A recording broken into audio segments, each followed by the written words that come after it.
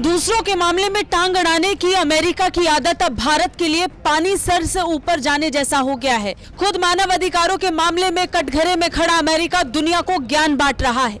America के एक सरकारी पैनल ने फिर से भारत को चुभने वाली बात कह दी है।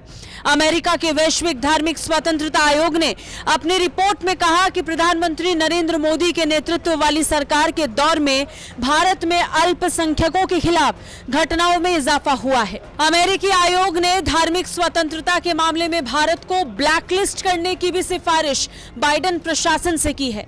इसे लेकर भारत की ओर से तीखी प्रतिक्रिया सामने आ सकती है। पहले भी इस पैनल की ओर से भारत के खिलाफ सिफारिशें की जाती रही हैं, लेकिन अमेरिका का विदेश मंत्रालय उसकी रिपोर्ट्स को खारिज करता रहा है।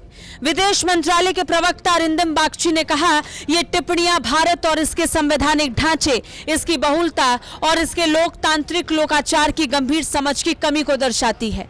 बागची ने कहा था कि अफसोस की बात है कि USCIRF अपनी प्रेरित एजेंडे के अनुसरण में अपने बयानों और रिपोर्ट्स में बार-बार तथ्यों को गलत तरीके से पेश करता है।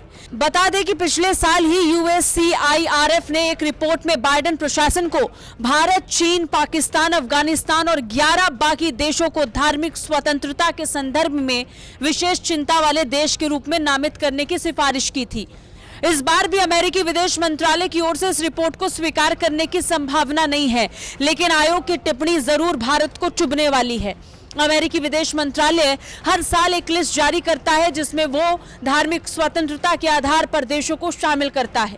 कुछ ऐसे देशों पर अमेरिका प्रतिबंध लगाने पर भी विचार करता है जिनकी रैंकिंग कम होती है। फिलहाल धार्मिक स्वतंत्रता के मामले में अमेरिका ने चीन, ईरान, म्यांमार, पाकिस्तान, रूस और सऊदी अरब को ब्लैकलिस्ट में रखा है।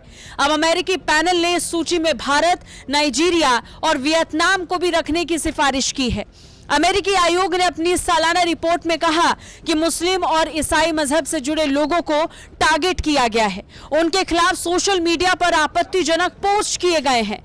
हालांकि बीते साल भी अमेरिकी पैनल ने ऐसे ही सवाल उठाए थे। इस पर विदेश मंत्री डॉक्टर एस जयशंकर ने तीखी टिप्पणी करते हुए कहा था कि अमेरिका में ब्लैक लोगों के खिलाफ जो होता है उस पर क्या कुछ कहने की जरूरत है। यही नहीं, उन्होंने एक सिख पर हुए हमले का जिक्र करते हुए कहा था कि कल यहां पर हेट क्राइम की घटना हुई थी। यह लगातार चौथा साल है जब अमेरिकी पैनल ने भारत को लेकर इस तरह की सिफारिश की। बता दें कि भारत पहले भी आयोग को पूर्वाग्रह से ग्रसित बता चुका है और अमेरिका से इसे लेकर आपत्ति भी जताई थी। एक बार फिर से इस मामले पर भारत का सख्त रुख देखने को मिल सकता है। ब्यूरो रिपोर्ट, भारत तक।